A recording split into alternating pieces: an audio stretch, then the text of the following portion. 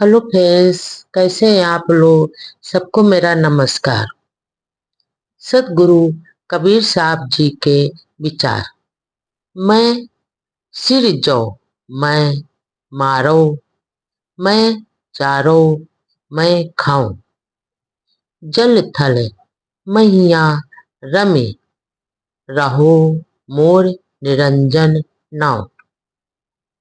यहाँ पर काल कहता है कि मैं ही बनाता हूँ, मैं ही मारता हूँ और मैं ही पकाता हूँ और मैं ही खा जाता हूँ। मैं जल स्थल सर्वत्र में ही विद्यमान रहता हूँ, यानी सब जगह विद्यमान रहता हूँ। मेरा नाम रंजन है, अर्थात संसार की सारी वस्तुएं काल के अधीन है। यहाँ पर सतगुरु कबीरदास जी कहते हैं कि काल ही बनाता है और मारता भी काल है, काल पकाता है और खा जाता है। जल स्थल सर्वत्र में ही विद्यमान रहता है। मेरा नाम रंजन है, अर्थात संसार की सारी वस्तुएं काल के अधीन हैं। अलक निरंजन लखै न कोई, जेई बंधे बंधा सब लोई। जेहि झूठे सब बांधो, अनाया झूठा बचन साच कै माना। धंधा बंदा कीन व्यवहारा, कर्म विवर्जित बसै निआरा। श्रेष्ठ आश्रम और दर्शन कीना, श्रेष्ठ रस बास सष्टय वस्तु चिन्हा। चार वृक्ष छो शाखा बखाने, विद्या अगणित गैन न जाने। औरों अगम करे विचारा, ते नाही सूझे वार न पारा। तप तीरथ व्रत कीजे बहु पूजा, दान पुण्य कीजे बहु दूजा। सतगुरु कबीरदास जी कहते हैं, मन और मन की झूठी अवधारणा ही अलख निरंजन है, काल है। इन्हीं के बंधनों में सब जीव बंधे हुए, परंतु इनकी कोई परीक्षा नहीं करता। सभी अज्ञानी मन की कल्पनाओं में ही बंधे रहते हैं, जो बिल्कुल झूठी है, और लोग भ्रमवश इन झूठी बातों को भी सत्य मान बैठे रहते हैं। जीव का शुद्ध स्वरूप कर्म बंधनों से सर्वथा परे है, एवं असंग है, परंतु वह अपने स्वरूप की भूल से ही बंधनों में बंधा रहता है और जगत के धंधे में हमेशा मनुष्य पड़ा रहता है। मनुष्यों ने अपने कल्याण के लिए ब्रह्मचर्य ग्रस्त, वानप्रस्थ, सन्यास, हंस एवं परमहंस, इन 6 आश्रमों और योगी, जगम, सेवड़ा, सन्यासी, दरवेश एवं ब्राह्मण आदि 6 दर्शनों का और क्रमशः महीना नाद निरंजन तत्व नाम सोह हु हल्लो और ओम, इन 6 रसों अर्थात चापों का निरूपण किया है और इनके क्रमशः पिंड से उठकर ब्रह्मांड में जाना, आकाशवत परमात्मा शिव में मिलना, आलोकाश चंद्रशिला में पहुंचना है, अह ब्रह्म से अर्थात वायु में वायु मिल जाना और अद्वैत परमात्मा, इन 6 सिद्धांतों का निरूपण किया जाता है। तात्पर्य यह है कि अपने लिए ही स्वयं चाल बनाकर मनुष्य हमेशा लगा रहता है। ऋग्वेद, यजुर्वेद, सामवेद एवं अर्थवेद, ये वेद रूप 4 वृक्ष और इनकी 6 शाखाएं हैं। क्रमशः शिक्षा, कल्प, व्याकरण, निरुक्त, छंद एवं ज्योतिष है। इसके बाद इतनी विधाओं का परिवर्तन हुआ कि जिनका एक व्यक्ति विशेष के लिए जान पाना लगभग असंभव है। अर्थात मानव ने ही इन सबों की रचना किया है और भटक मानव ही रहा है। भगवान ने यहाँ पर कोई रचना नहीं की है। इनकी गणना करना एक कठिन कार्य है। इनके अतिरिक्त आगाम ग्रंथों एवं तंत्र शास्त्रों का विचार भी ही जिनके ग्रंथ भी अनेकों हैं। इन सब में पढ़कर मनुष्य को वार पार नहीं सूझता।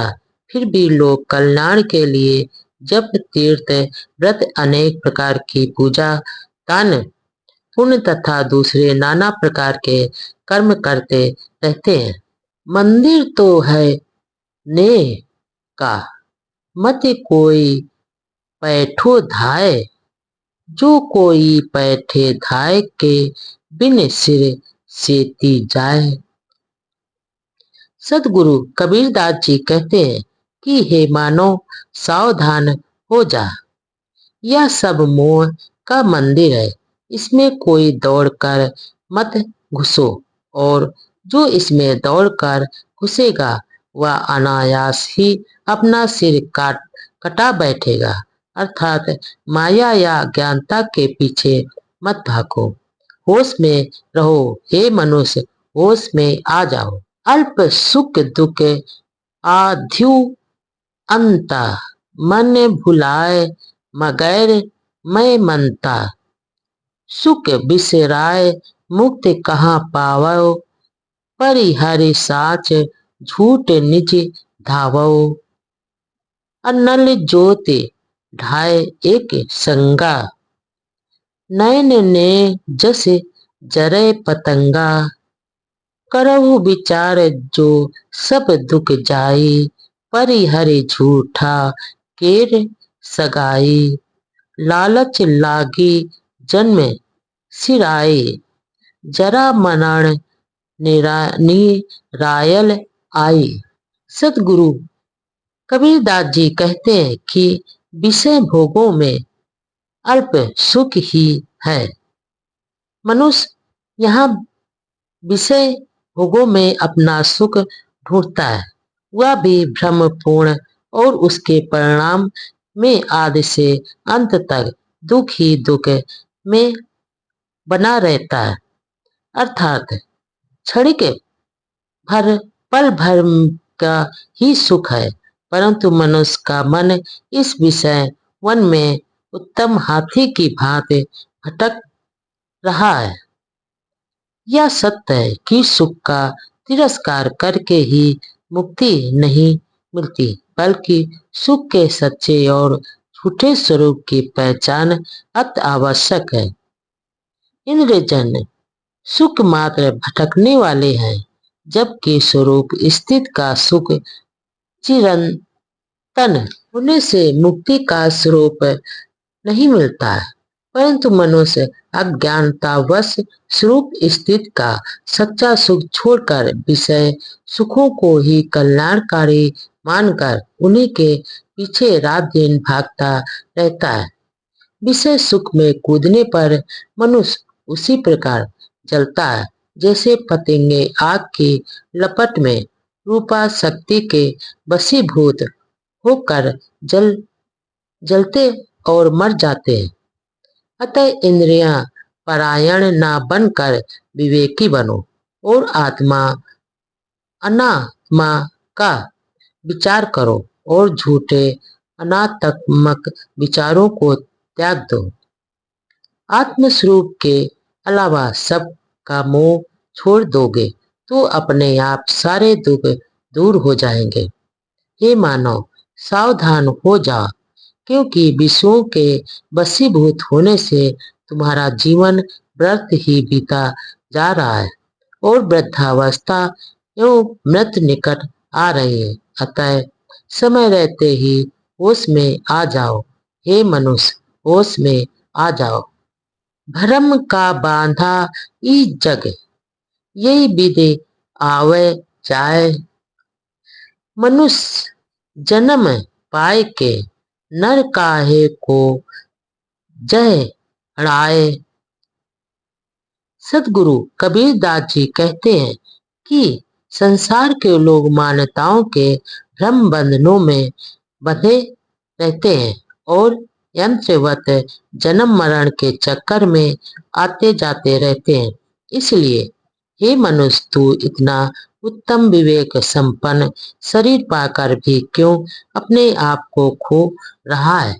चंद्र चकोर की ऐसी बात जनाए, मानुष बुद्धि दीन्हे पलटाए।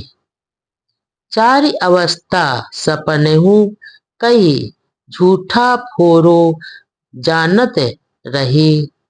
मिथ्या बात न जाने कोई, यही विधि सब गैल बिगोई।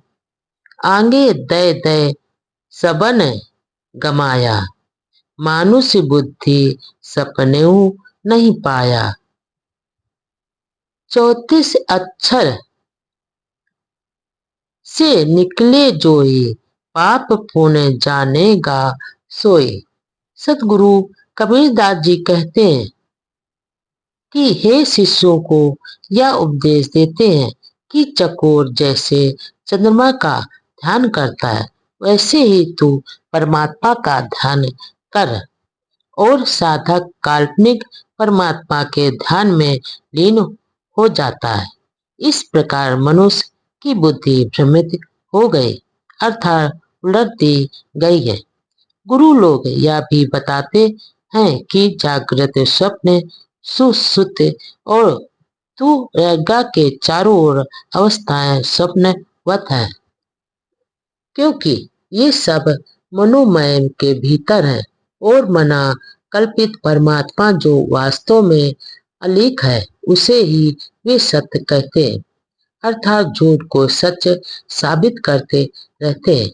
असत्य झूठ को सत्य समझना और कहना शैक्षिक कार्य है, और अक्सर लोग यही समझ पाते हैं और अविवेक और कायरता पूर्वक चलकर अपने आत्मस्वरूप को भूले रहते हैं। लोग कहते हैं कि भगवान का ध्यान करो, मरणोपरांत वह मिलेगा, परंतु इस प्रकार की बातों में समय गंवाना क्या उचित है।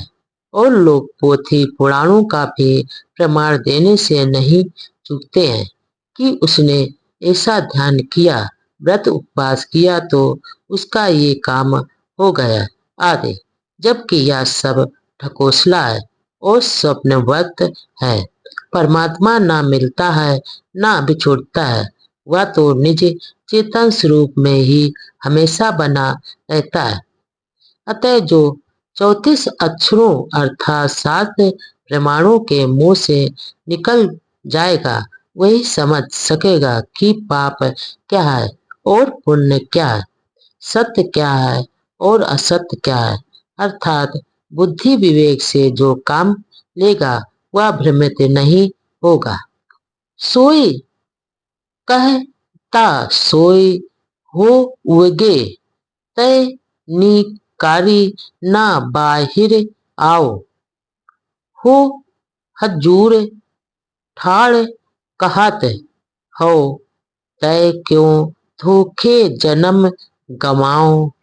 सतगुरु कबीरदास जी कहते हैं, हे मानव, तू जैसी चर्चा बारंबार करेगा वैसा ही बन जाएगा। अतएव पूर्णतः शास्त्र आदि के चक्कर में ही ना पड़ो और बाहर आओ। मैं विश्वास पूर्वक कह रहा हूँ कि तू स्वयं हुजूर है, सम्राट है, परमात्मा है। तू व्रत ही शास्त्रों और संप्रदायों के चक्कर में पड़कर अपना जीवन खो रहा है। 34 अक्षर का यही विशेषा, सहस्त्रों नाम यही में देखा। फूल भटक नर फिर घट आया, होते अजान सो सबन गमाया। खोजे ही ब्रह्मा विष्णु शिव भक्ति, अनंत लोक खोजे बहु भक्ति। खोजे गण गर्धन मुनि देवा, अनंत लोक खोजे बहु भेवा। सतगुरु कबीरदास जी कहते हैं, 34 अक्षरों से शास्त्र प्रमाणों, लिप और भाषा की यही विशेषता है कि व्यक्ति, वस्तु, स्थान आदि के हजारों नाम इन्हीं में से होते हुए हैं। अतएव यहाँ वर्ण, भाषा, लिप एवं शास्त्र की उपेक्षा नहीं की जा रही है, अपितु शास्त्रों को अन्य प्रमाण मानने पर निषेध किया गया है। जीव चारों खानियों में भूलते भटकते कभी पुनः मानव शरीर में आता है और यहाँ अज्ञानतावश अपने स्वरूप को नहीं पहचानता और मानव शरीर धोखे में ही खो देता है। शास्त्रों के प्रमाण के मुंह में पढ़कर तो ब्रह्मा विष्णु शिव दुर्गा गंधर्व गण मुनि देवता त्यागी सत्य व्रत धारी प्रति पतिव्रताएं आदि सब अपने से अलग परमात्मा को खोज रहे हैं। उसी के लिए असंख्य लोकों की कल्पना करते हैं और बहुत ही भक्ति भाव से उसे हमेशा खोजते रहते हैं।